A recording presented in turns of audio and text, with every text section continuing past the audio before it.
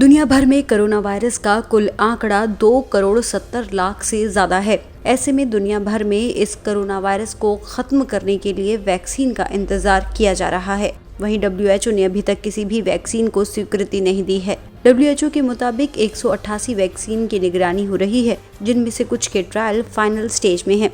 188 में से 9 अंतिम चरण में है। दुनिया में ऐसी 5 वैक्सीन हैं जिससे सबसे ज्यादा उम्मीदें की जा सकती हैं। 5 टीके अब तक सबसे एडवांस स्टेज में हैं, क्योंकि उनके शुरुआती ट्रायल का डेटा सकारात्मक रहा है। इन वैक्सीन्स में सबसे पहला नाम यूनिवर्सिटी ऑफ ऑक्सफोर्ड एस्ट्राजेनेका द्वारा बनाई जा रही वैक्सीन है।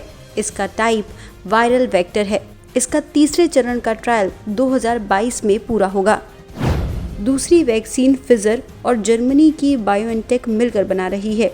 इसके फेज 3 का ट्रायल अमेरिका में जुलाई में शुरू हुआ था और अंतिम चरण 2022 में पूरा होने की उम्मीद है।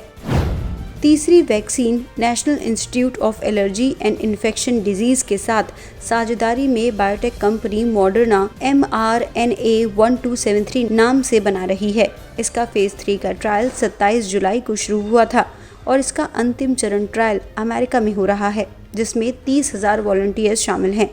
इसका भी अंतिम चरण साल 2022 में पूरा होगा।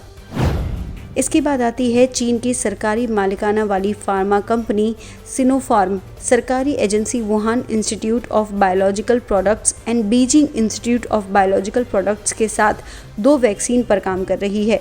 कंपनी ने साल 2020 के खत्म होने से पहले इसे पब्लिक में उपलब्ध कराने का लक्ष्य रखा है। इसके बाद आती है गमेलिया रिसर्च इंस्टीट्यूट की वैक्सीन। 11 अगस्त को रूसी राष्ट्रपति व्लादिमीर पुतिन ने घोषणा की थी कि रूस ने सबसे पहले कोरोना वायरस की वैक्सीन बना ली है। इसका ट्रायल भारत समेत 5 अलग देशों में चल रहा है। इसके अलावा Sinovac, CanSino, Johnson and Johnson, Novavax भी वैक्सीन विकसित करने की कतार में है। वहीं भारत के रूसी वैक्सीन स्पुतनिक वी के निर्माण में सहयोग करने की संभावना है। भारत के स्वास्थ्य सचिव राजेश भूषण ने कहा है कि जहां तक वैक्सीन स्पुतनिक वी का संबंध है, दोनों देश संपर्क में हैं। भारत पहले से ही विकसित देशों के लिए तमाम तरह के टीकों की मैन्युफैक्चरिंग और वितरण का हब रहा है।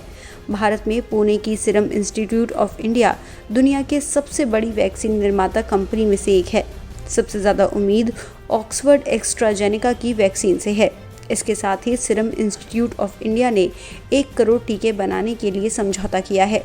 इस तरह से पूरी दुनिया में अलग अलग वैक्सीन बनाने की होड़ जारी है।